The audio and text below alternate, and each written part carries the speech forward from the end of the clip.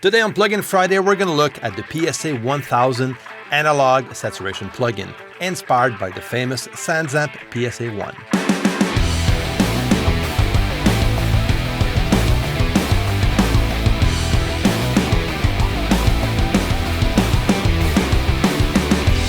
Hey, what's going on? Chris here from MIXDOWN Online, and welcome to this edition of Plugin Friday, where I share with you a plugin that I love to work with or a new discovery.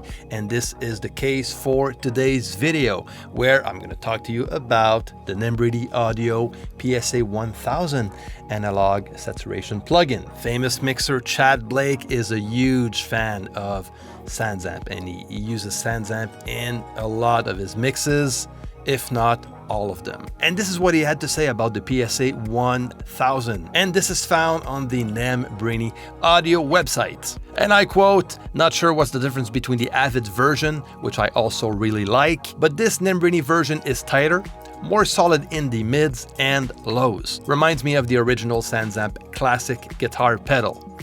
So there you go, this is a very good endorsement. So I guess the PSA-1000 is Chad Blake approved. All right, so let's jump in CUBASE and look at the Nembrini PSA-1000. Okay, now let's look at the plugin. The PSA-1000 comes in two different versions.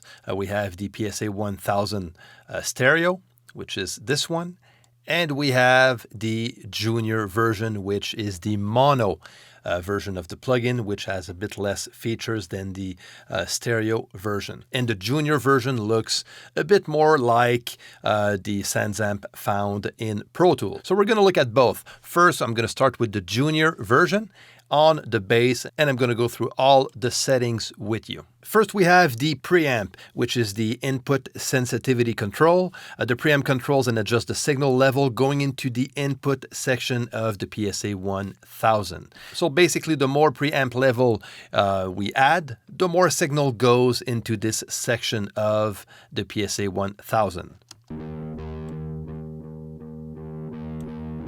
Actually, I'm just going to go back to my default setting.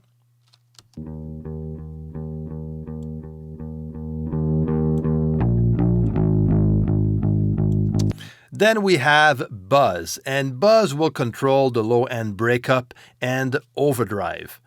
So you can boost or attenuate that effect.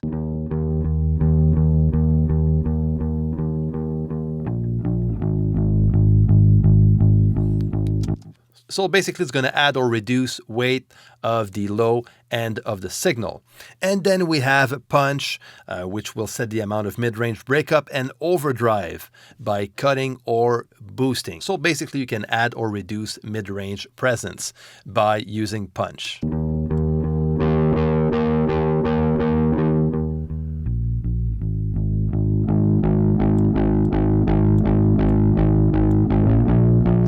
And for crunch, that will bring up the upper harmonic content and also the pick attack.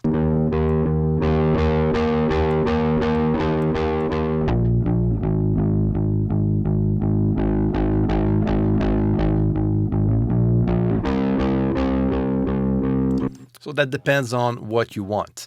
Drive will be like the first volume control on a tube amp. So it's going to increase the amount of distortion, basically.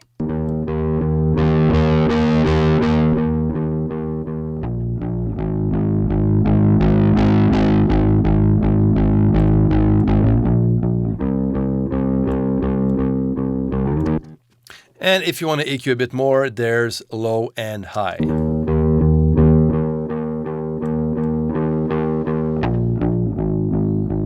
Which is self-explanatory.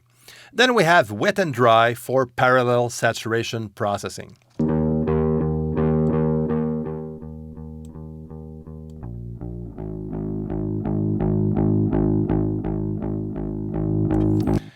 And then we have the level, the output level, and a very cool feature that is not on the Pro Tools version, and this one is the phase switch. That can be very useful in some situations. So this is basically what we have with the junior version. Now let's look at the stereo version of the plugin. Now it's basically the same as we found on the junior version, but we have more features. First of all, we have a left and right channel, and we also have a spread, which is going to be used to spread out the stereo image of the signal. I'm going to add this one out on a synth, on a pad.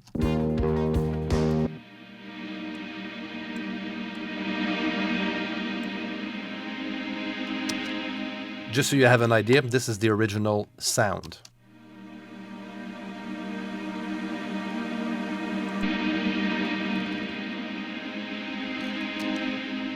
Okay, so now we have all of the same settings, okay, for both left and right channels. And let's look at the spread. I'm going to increase the stereo image of the sound by just adding a bunch of spread. I'm going to bring that way to the max so you can hear the difference.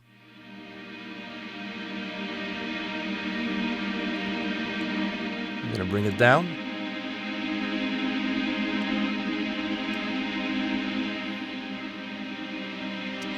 So what spread does to increase the stereo image is it's going to introduce a slight delay. I think it goes up to 50 milliseconds in the left channel. And this is what gives you that specific effect. Then we have the analog link. Now this is a very cool feature also. When activated, the analog link will simulate the difference between the left and the right channels, like in the analog world. So that means that the sections will not have the same values. And when you click on generate, that will randomly create the tolerance of each link. So every plugin instance can be different by using generate. So let's have a quick listen to what that sounds like.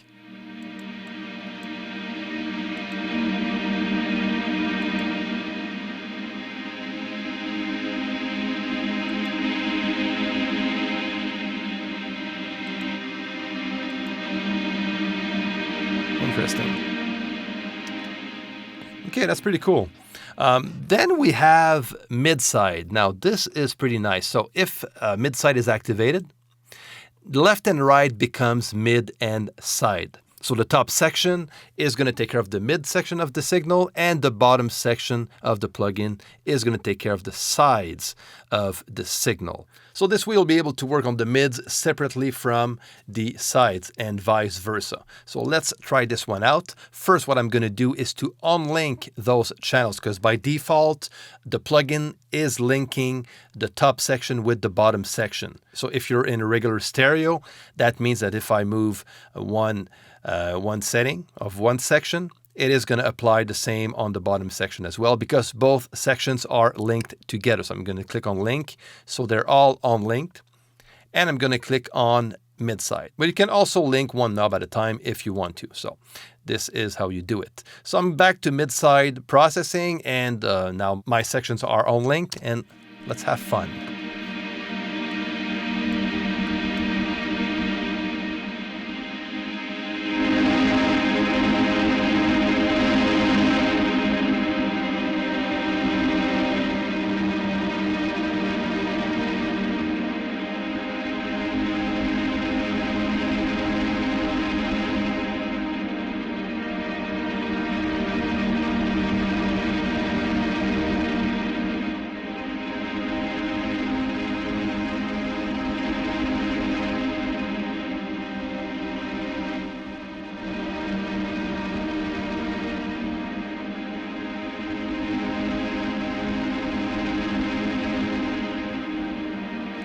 That's pretty interesting. Let's bypass the plugin.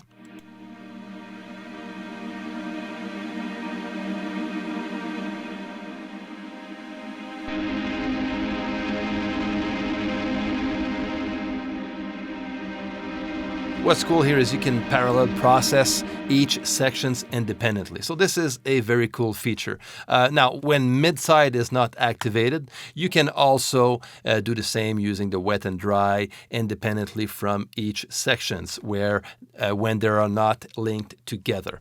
Okay, so this is basically what we have with the regular version of the plugin. Now, what I did here, I added on this mix, if I can call that a mix, a bunch of PSA-1000.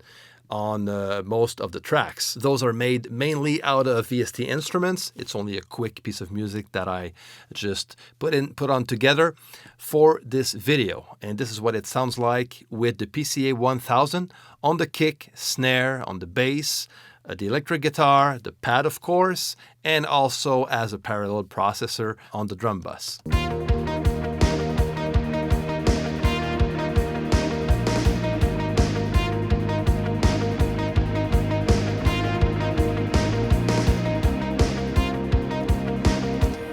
And this is what it sounds like without the PSA-1000.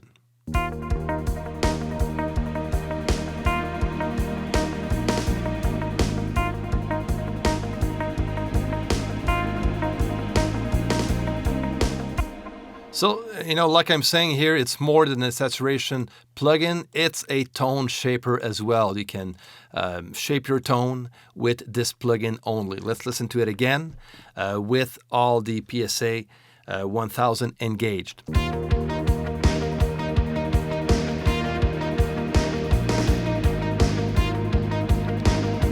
Now, one last thing I want to show you before I end up this video is what I did on the drum bus. I created myself an effects channel track where I inserted this version of the PSA-1000, the stereo version, and I send the signal out of my drum bus directly to that effects channel track, and I use that track in parallel. So this is what it sounds like by itself.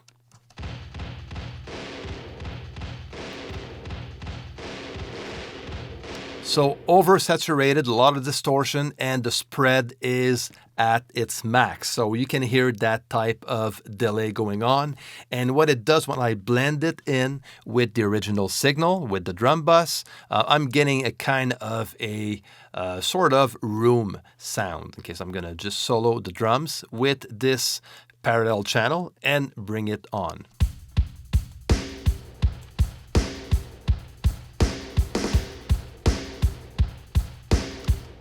I like it. I really like what it does. And now the reason why I use an effects channel track to insert this plugin, instead of adding that plugin as an insert on the drum bus and using the wet and dry knobs, it's because the wet and dry knob will only work with these two sections of the plugin and not the spread. And I wanted to parallel process the spread as well. So that's why I had to add that plugin on a separate effects channel track. I love this plugin. I started to work with it not too long ago, and I'm planning on using it in future mixes, and that's for sure. And what I like about this plugin is just the fact that you can tone shape your sound like an EQ. So it's more than only saturation. It has that tone shaping effect that I love to use with this plugin. So if you don't have Pro Tools and you want to put your hands on a SansAmp-like plugin, just check out the PSA-1000 from Nembrini Audio. I'm going to leave all the links in the description down below. So there you go. If you have any questions or comments, please leave everything down below. And don't forget to share, to like, of course, if you enjoyed this video, and to subscribe to this channel if you're new here. All right, my friends, I'm going to see you next time. Bye.